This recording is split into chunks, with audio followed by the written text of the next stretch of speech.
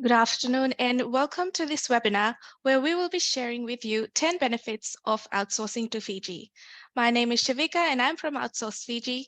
I'm glad that you could be here with us today.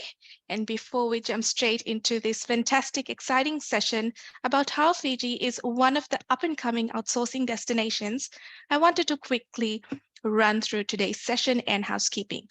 This afternoon, we will be hearing from two businesses from New Zealand who have outsourced their operations to Fiji and will be sharing their experiences with us. We also have two of Fiji's prominent BPOs, Packleader BPO and Proficient Customer Solutions, who will be sharing some tips and insights to help you with your outsourcing needs. And if you're keen to know more about outsourcing, then we have Outsource Fiji's Executive Director here with us as well. If you'd like to connect with our BPOs today, Packleader or PCS, I will be dropping their LinkedIn bios in the chat shortly.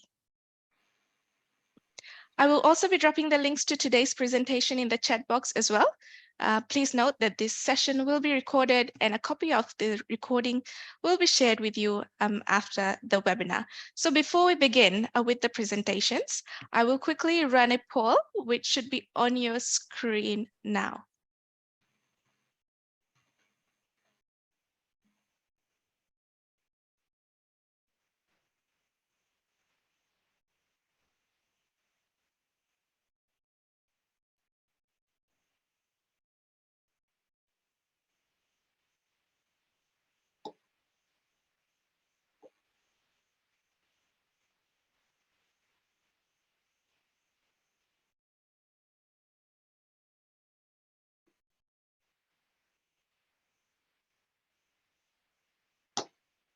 Wonderful. Thank you so much. So without further ado, I now invite our first speaker, Andrew Booth, the founder and CEO of SolarZero, which is currently outsourcing to Fiji through PCS.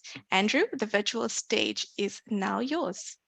Thank you very much, Shavika. I think unusually, I think for many organizations that look at outsourcing their operations, we had two core reasons really. One was the credible talent pool that PCS and the nation of Fiji has available from engineering across to quality. And the second really was the fact that Fiji, of many sort of nations across the Pacific are particularly challenged around the coming threats of climate change in particular. Fiji, in many respects, was already acknowledged by the United Nations as the first country in the world to have to relocate people because of the worsening effects of climate change. And solar is seen as a key survival technology for many countries in the world.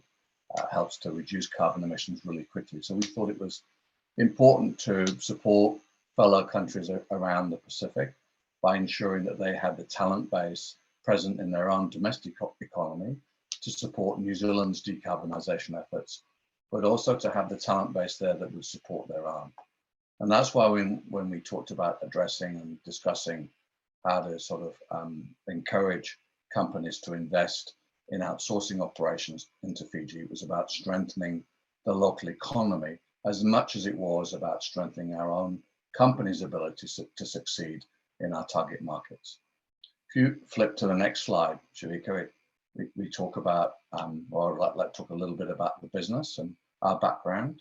So we were established, and I established a business to really help the country of New Zealand accelerate its efforts to decarbonize. New Zealand is quite unique in the sense that it's made a commitment to get to 100% renewable by 2030.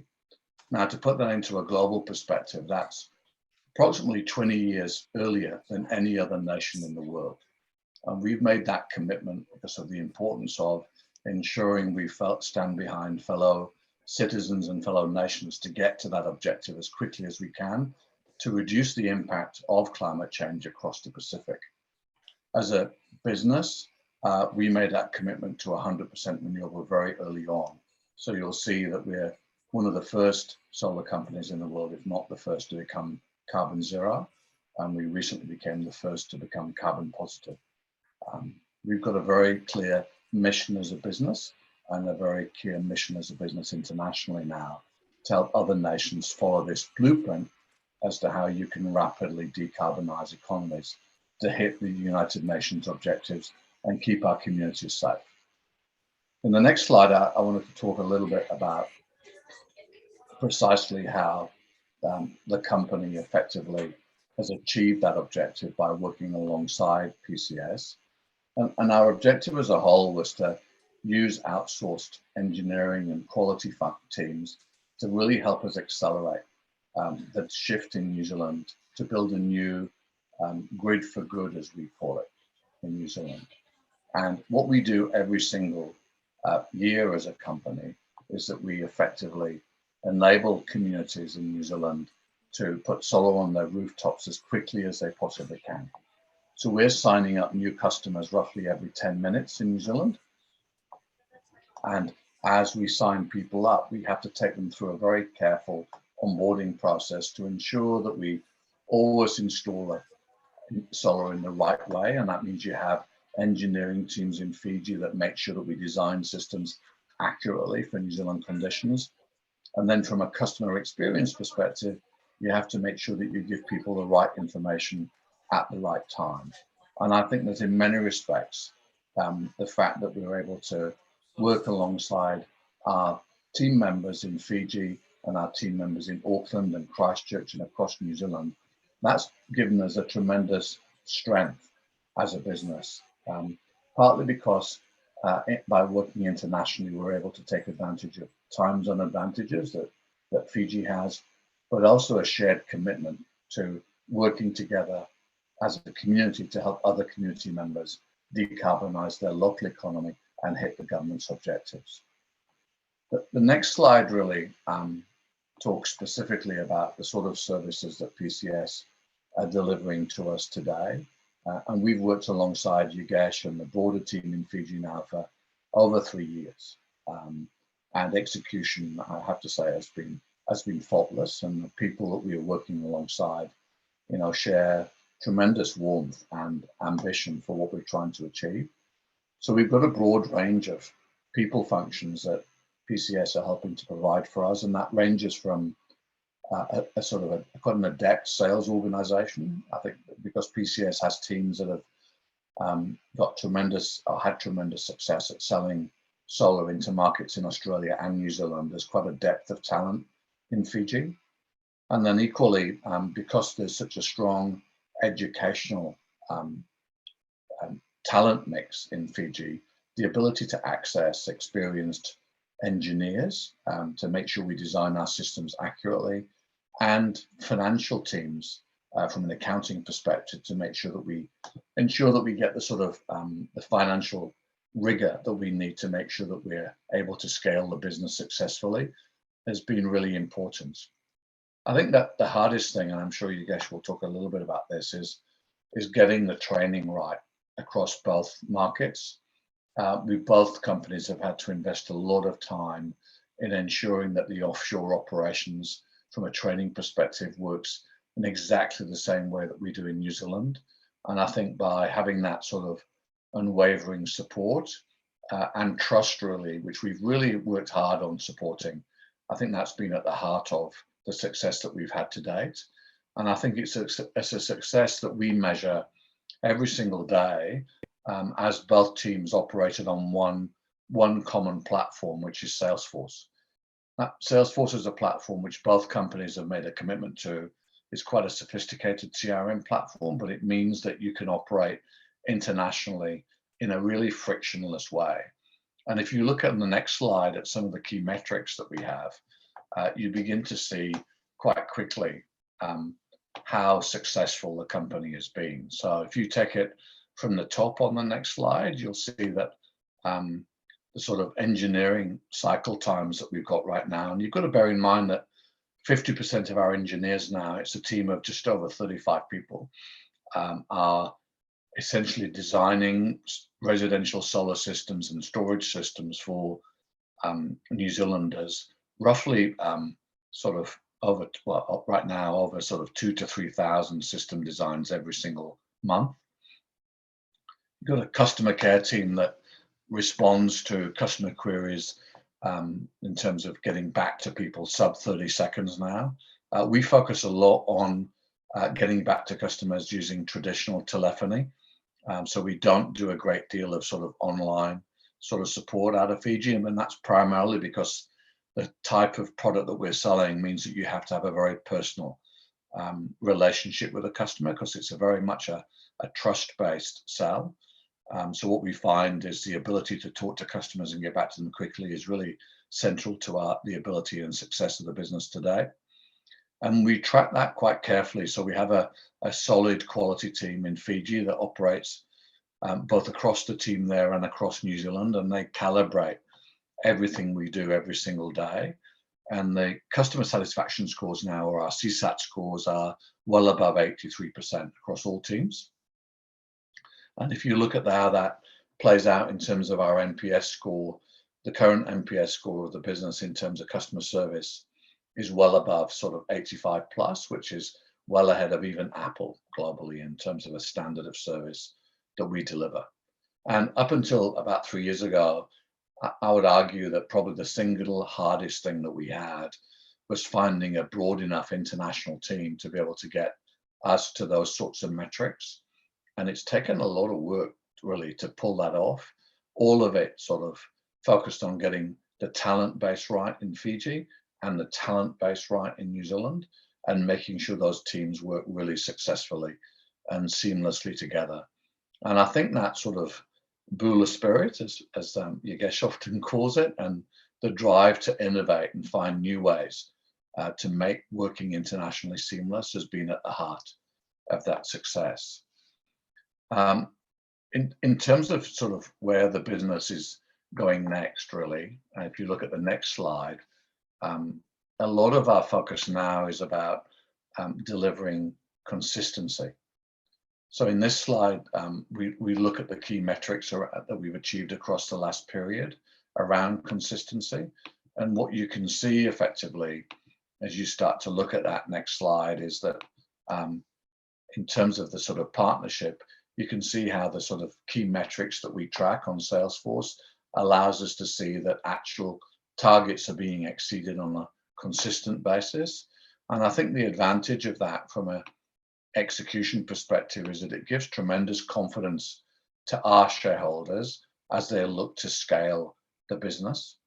Because quite often what you're looking for in a business that's trying to grow quickly internationally is you're trying to make sure that you've got consistency around exceeding results all the time. One of the key things from our perspective around being able to grow the business now is how you expand that and how you optimize it, and the power of those back office functions.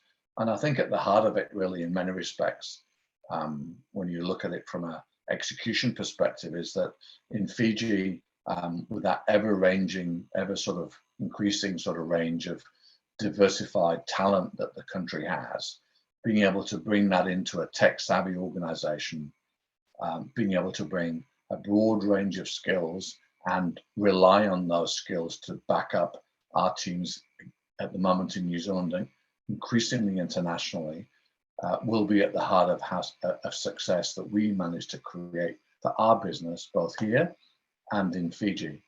And I think in many respects, the collaboration between the countries to solve the challenges around how to scale the business, but also the challenges of climate change, bringing those two things together in terms of how we've built our relationship over the last 3 to 4 years has been central to the success of both businesses. And with that, I mean, I'd like to say a big thank you to Outsource Fiji and to Yogesh for inviting me here today to talk about our experience. And I'm happy as a conversation develops to take any questions from the floor, or as Yogesh sort of talks a little bit, I think, about how it's operated from his side. But with that, a big thank you to everyone at Outsource Fiji and to everyone on the call today. Thank you.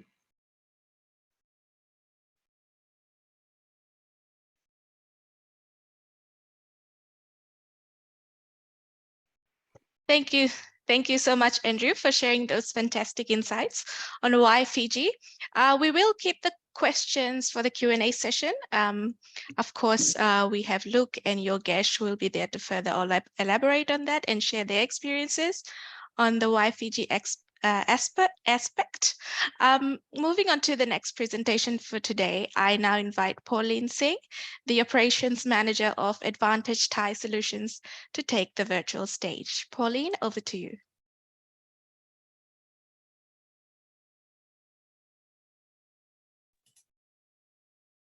Thank you, Shavika. I'll just share my screen if I can.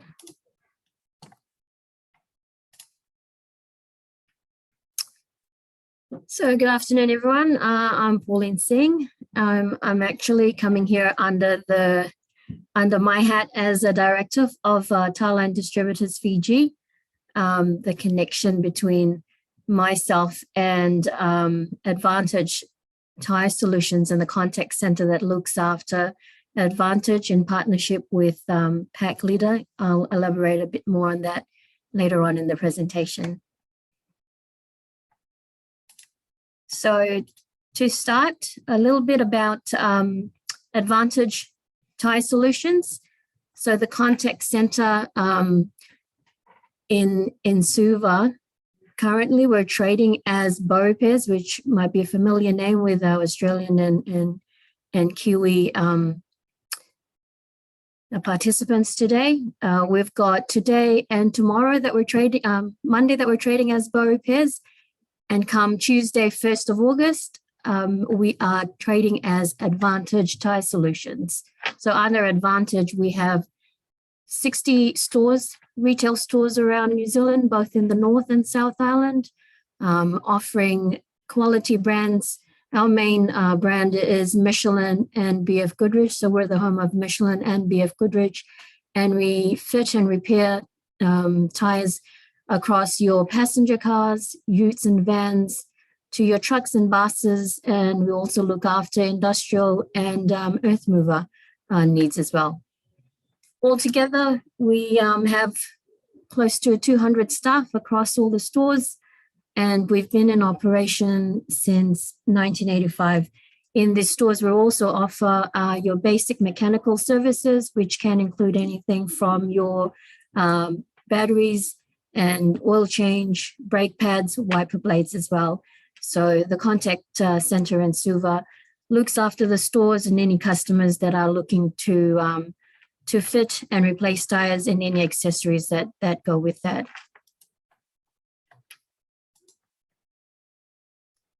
So why did we move and why did we outsource our contact center?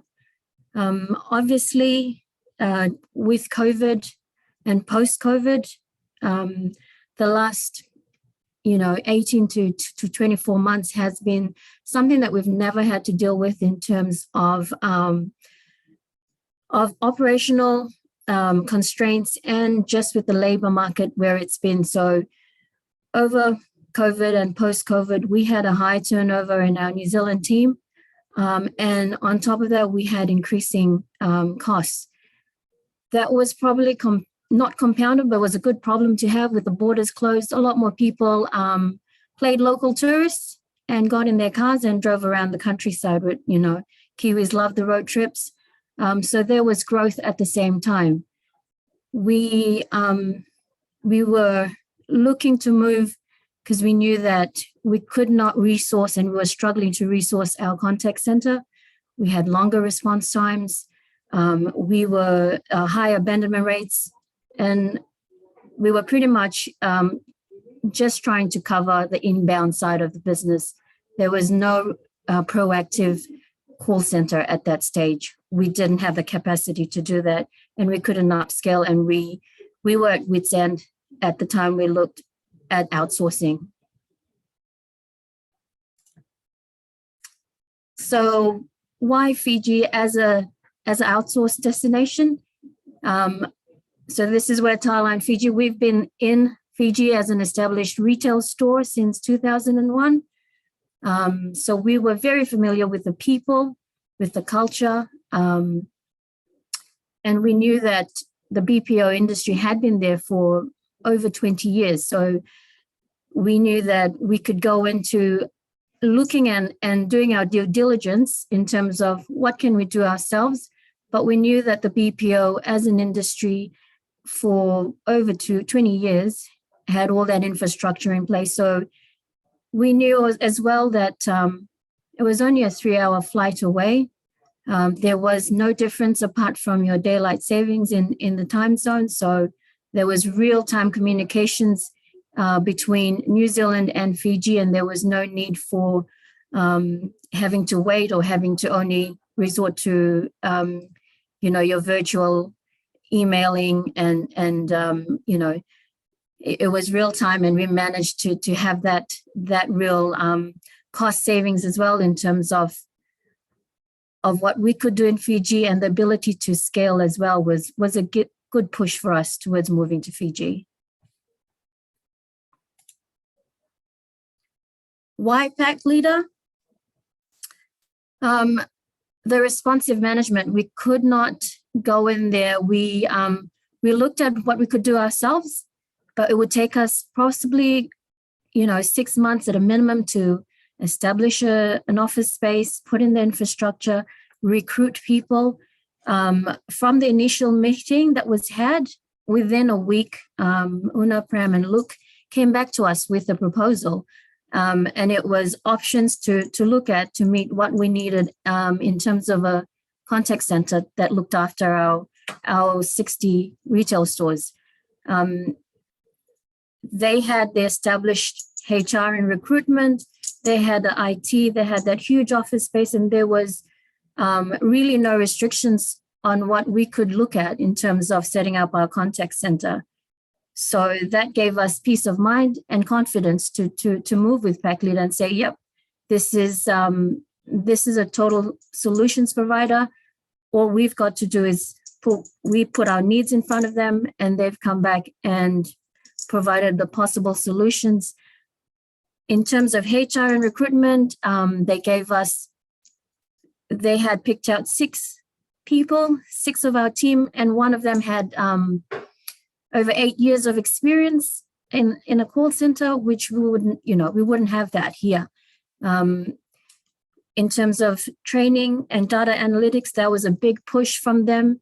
They were all about the learning and development of the team, and they had structures in place that we knew we could definitely tag onto and be able to give our customers that exceptional customer experience.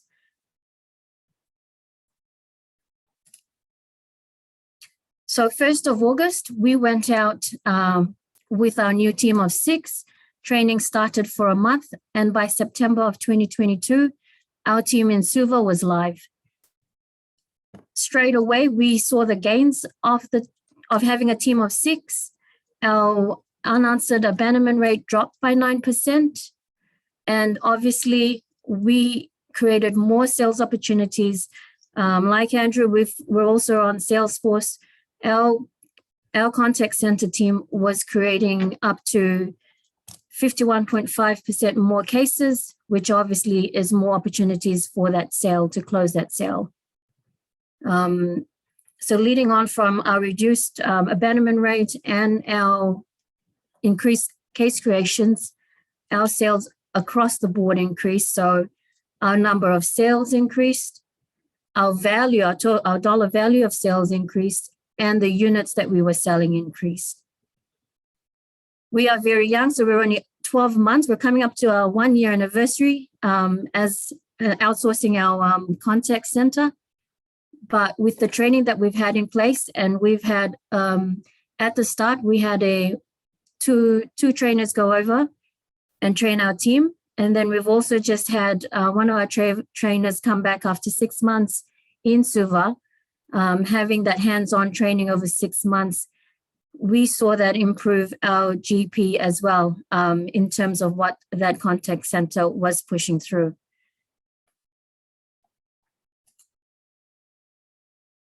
And lastly, last slide just shows you what we've managed to do in the last 12 months. We've introduced outbound calling, which we never had previously. We were very reactive. We were just waiting for the calls so we could just cover that inbound call and make sure that we grabbed that sale opportunity.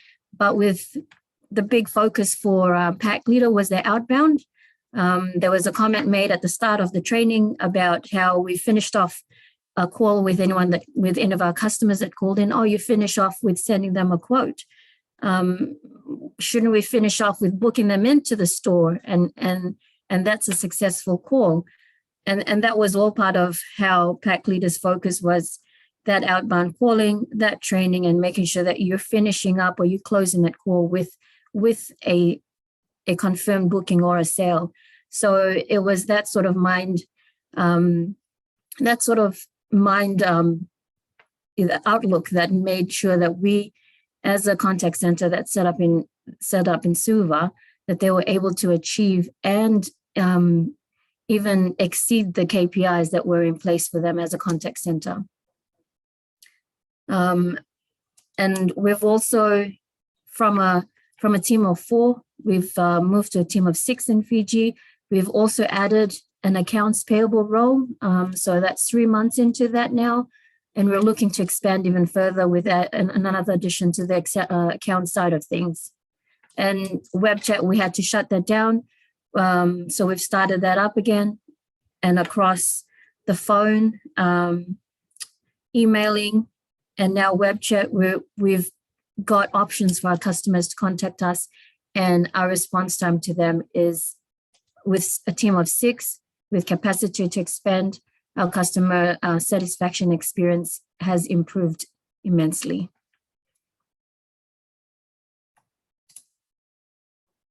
And lastly, that's our Suva team on one of their dinner out with the trainer before he left. And you can't be going out on a team dinner without the traditional kalavata, so that everyone knows you're at the you're at a dinner for under the same banner, under the same team. And thank you, guys.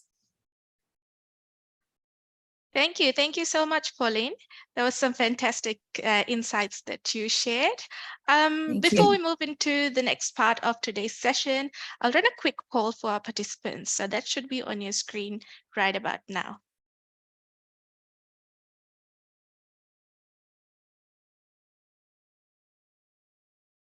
We'll just wait for 20 seconds and then we'll move on to the next part.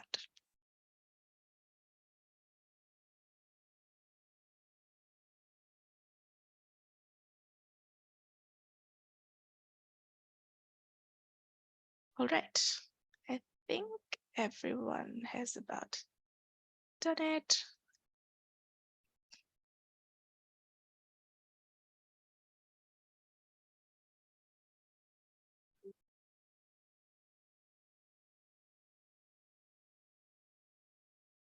All right, so I'll pass the virtual stage to the Executive Director of Outsource Fiji, Shagufta, to lead the next exciting session, the question and answers. Shagufta, over to you.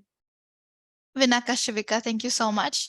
Thank you, Pauline and Andrew, for the amazing presentations. There were so many things you shared which resonates with the Outsource Fiji brand and what we are here for as a destination.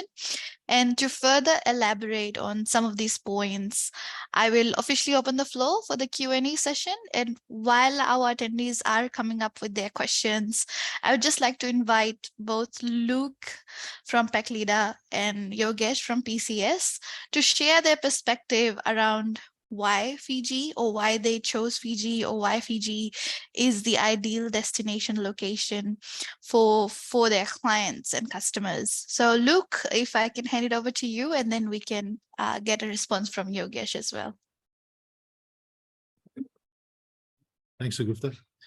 Much appreciated, and thank you to both Andrew and Pauline for such detail in their presentations.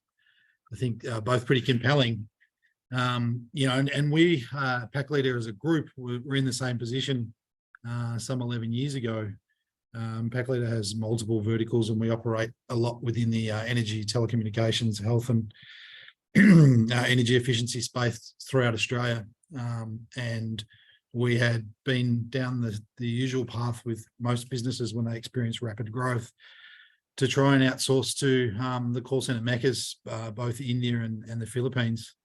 And invariably, we would start off really well, but with outsource partners, but kind of struggled with a few different things. Some was the conversational piece, some was the cultural piece. Time differences were a challenge as well. So at that point in time, about 10 years ago, there was a call center that was kind of transitioning somewhere else from Fiji, and we picked it up, and we, kind of just looking at from our own standpoint and our own verticals. But what we soon came to realise was the opportunity for us to be able to create a BPO business, and we continually had some of our clients asking for services. So within that period of the first 12 months, we kind of transitioned, not only obviously looking after our own verticals, but also servicing some of our clients and providing services to them. So we've been incorporated for 10 years now. I think it's the best decision we made from an outsourcing perspective for our own business. But I would strongly encourage anyone to consider, particularly in the region of Australia and New Zealand, to be able to utilise Fiji. It's obviously got some significant advantages. The time difference that you'll experience in other zones is challenging, for the simple fact that, I was talking to somebody about this yesterday in South Africa. Somebody was outsourcing, and the challenges were, the time difference and continually losing staff. So experienced that the turnover of staff that other destinations would. I think, from a skilled workforce perspective, obviously, English-speaking workforce, the country has a strong focus on education, and the great work that Shagufta and her team have been doing around the education pieces. We're just finding a lot more people job ready now to be able to work in the industry. So I think, regardless of your size, I think there's definitely a BPO that would be able to assist with your outsourcing requirements. Thank you, Luke. Yogesh, would you like to share your insights as well? No, thanks, Shagufta. For us as a PCS, we started the same BPO business, and we are based in New Zealand as well, where we have our call center. And when we're looking at our relationship with SolarZero and other clients that we have, that we wanted to go to a market where we beat some of those challenges in terms of higher labor cost. Attrition was a challenge, and retention, of course, which is the opposite of that, has been a bigger challenge for the organizations. And with the growth, to be able to then get and be able to be flexible enough to scale up as fast as that possible was very increasingly challenging in New Zealand. So when we were exploring that, obviously Fiji was quite a natural choice. One, I'm born in Fiji, so I've settled in here. So it was really good to go back to my own country and create this opportunity for my people as well. So when we went back to the Fiji and started the BPO business, we did the feasibility. Our ability to find the right location, the infrastructure, the way the BPO council and the government incentive that has been around to support the BPO part of the business has been quite amazing. And interestingly, we were able to flex from when we started with only 4 staff after COVID allowed us to start the business, and getting to over 100, we could set up the whole operation within 30 to 45 days and recruit so many people within our span of just 3 months or so. So, and those people that we recruited were quite ready because the BPO business has been quite mature in there, so we could attract really good talent and set up that business that obviously has, Andrew has shared some of the stats and numbers that is immensely supporting both businesses in there. When I look at the Fiji as a country, I think the key thing is about the people. As we all say, the most friendliest people live in Fiji, and that really comes out in their service. The amount of commitment, the way they handle the call, and Andrew also shared some stats in terms of how people are choosing to step back to give or take part in the survey after they have called in for whatever reasons. Maybe they were having some concerns or issues or just a general call. It's quite a testimony of the ability of the people to be able to handle those calls, the warmth they have in their voice, which naturally comes out on there. And I think the key part of when you look at Fiji, it's about people. Amazing, right? And whether you meet them face to face, you go for a holiday, you have them over phone, you have over video, they are just amazing. And you can see it's not just call center. we have a range of service, right? We do, of course, inbound, outbound, technical, engineering, sales admin, accounting, HR, you name it, right? So, and you have people in all those different segments, and they do superbly well. And that's been really great. Of course, apart from that, as a country, they have got quite maturity in terms of infrastructure and support, which help us to get in there. Government has got really good incentives, and they are looking and expanding. And I know BPO Council does an amazing work. Also, equally, as Luke has mentioned, the time, which is really amazing, 3 hours flight, as Pauline mentioned as well, that's really cool. But more so their literacy rate and the education, the continuous improvement. And even as recent as last month, we've seen BPO Council bringing in new training programs, signing up with the tertiary education. And there's an immense amount of support to ensure that we have a continuous growth and development plan for our team. And I think looking at the skill set that we sit around that part in the country, we are able to really build a business model which supports the entire business of any potential organization that you look at, right from getting a training and development, your IT support function. We have got the vast of things that we can get very ready and be able to adapt to any organization.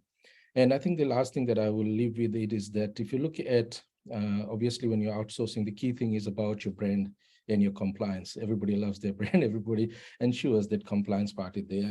And that is something that I find that in Fiji, the people naturally, because they are quite service oriented, they do naturally care for your brand. And they do naturally care for the alliance in terms of compliance. So, and that is something Fiji offers very greatly. And I'm sure like Packleaders and us and others, we offer the same thing across the board. And that's naturally just comes out of from Fiji as a country, as a BPO destination. So I would end there, Gusta, but I think that's my perspective why we should choose Fiji as a BPO destination. Great. Thank you, Yogesh. I guess one of the questions that we received is around the costs.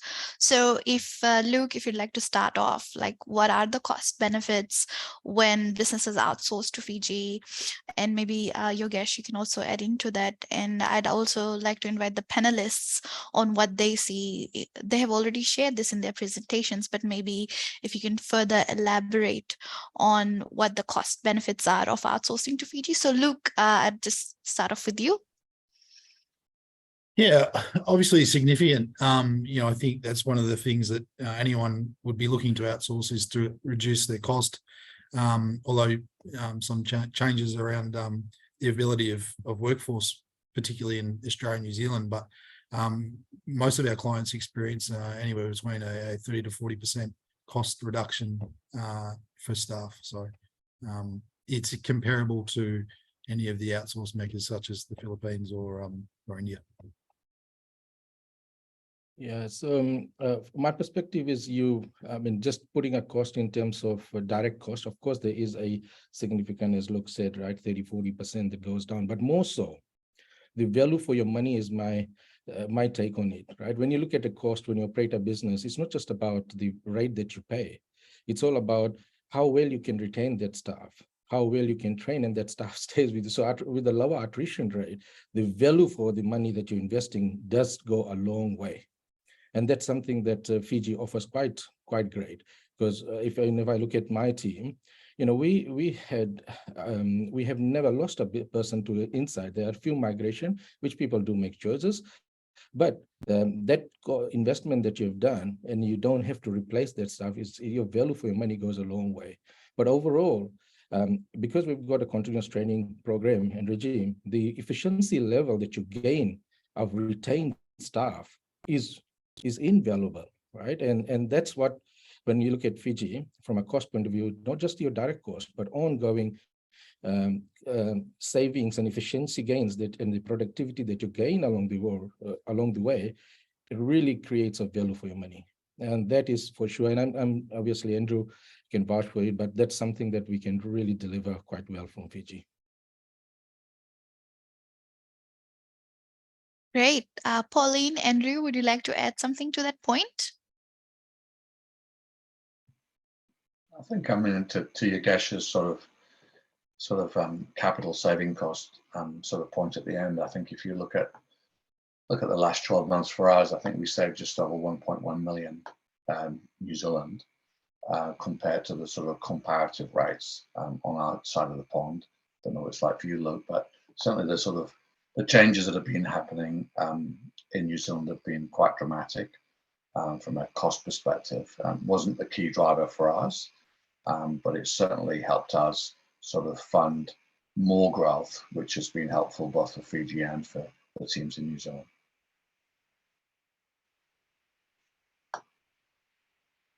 Great. Thank you, Andrew. I think Yogesh had segued into this question earlier on, but Luke, just to direct this question to you, how do you think Fiji's sort of business environment and government support has sort of contributed to your success, especially during the pandemic? What kind of support was there provided to you as an operator, and how did you sort of overcome that? Yeah. Yeah, thanks, Gupta. So, I mean, during the pandemic, the government were extremely helpful. BPOs were listed as an essential service. So, whilst other businesses, some experienced some pain, we would be able to support our clients during that environment. I think we actually had a client who has 1,000 seats in India and 700 in Tasmania, and both of their centres were shut down. So within a period between a phone call on Friday evening through to Monday, we had deployed for them 160 staff to be able to take the brunt of the pain they were feeling. So we wouldn't have been able to do that without the government support. I think ever since commencement, back in 2013, government's been nothing but supportive, and through the creation of Outsource Fiji and the BPO Council, what we've seen is the BPO industry go from strength to strength. And I think I talked about the great work that Sagufta and her team has been doing around the education piece. So we're seeing this is a real opportunity for people to be able to create long-term employment through the sector, and I think Sagufta, you would know the stats more than I would, but probably back in 2013 there might have only been 1,000 to 2,000 people employed in the space, which has now transitioned to certainly well over 10,000, and certainly more to come. So again, the government's been a huge support of not only our business, but I'm sure the industry as a whole. Great. Thank you so much, Luke. Now, just a last question that we had, because some of our attendees are from the US market. So they wanted to specifically get the operator's perspective on how they can support businesses in other time zones. So Yogesh, if you'd like to lead, and then we can go over to Luke. Thanks for that. Yeah, one of the good things about Fiji is that if you look at the sheer size of the country, and the location of your workforce is quite nearby, so it's not a huge distance like any of the larger countries. And our ability to be able to arrange for the transport to be picked up during if you do 24/7, and that's what we do, is we are able to pick those people very nicely within a shortest possible time and be able to operate within 24 hours. So in terms of supporting any time zone, there is absolutely no challenge. As a country, we do that at the moment anyway. And for any of us to be able to provide that support we have got the capability and infrastructure and the right work environment that can support to deliver in any time zone 24/7. Luke, would you like to add anything to that comment? Yeah, thanks, Yogesh. I think he's probably covered it, but I mean, we're currently supporting a number of US clients, and we have been working with US clients for probably since 2015. It kind of suits well with our Australian operation. There's only really an hour or so, depending on East Coast, West Coast, from a transition perspective. So, I think, and also the cultural similarities between the States and Fiji, it certainly lends itself to being able to service US clients, and along with obviously the Southern Cross pipeline, which runs directly into California. So connectivity is obviously a strong selling point. Great. So that were all the questions that I had today. If anyone would like to add any other specific comments, please feel free to do so, and then I'll just hand it over to Shivika. Thank you. No, just from PCS side, Shivika, I just want to thank you for organizing this webinar with your team. It's been really amazing and a great experience, and to demonstrate and talk about how we can support Fiji grow better. Thank you. Vinaka Yogesh, thank you so much. Shivika, the floor is now all yours. Vinaka. Thank you. Thank you so much, Shagufta. And of course, thank you to our speakers today, Andrew, we had Pauline, Luke, and Yogesh. Now, before we wrap up this session, we just have a final poll for the participants. This should be on your screen right about now.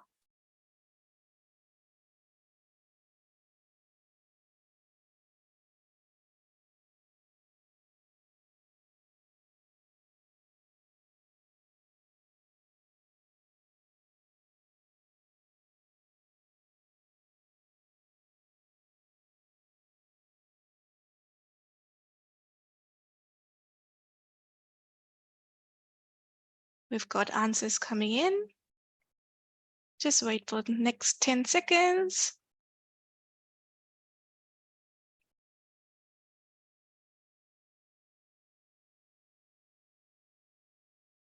All right.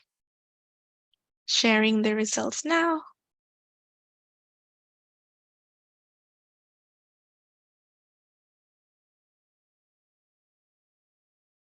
All right. So thank you once again to our speakers, and a special thanks to our participants who tuned in to participate in today's webinar. We will be sharing this recording along with today's presentation with you at the end, together with a short survey form. And of course, if you are from Australia or New Zealand, you receive a complimentary meal voucher for being part of this session. Thank you once again for attending, and we look forward to hearing from our participants soon of your interests to outsource to Fiji. Vinaka. Thank you. Thank you. Thanks, Bye. Shivika. Bye.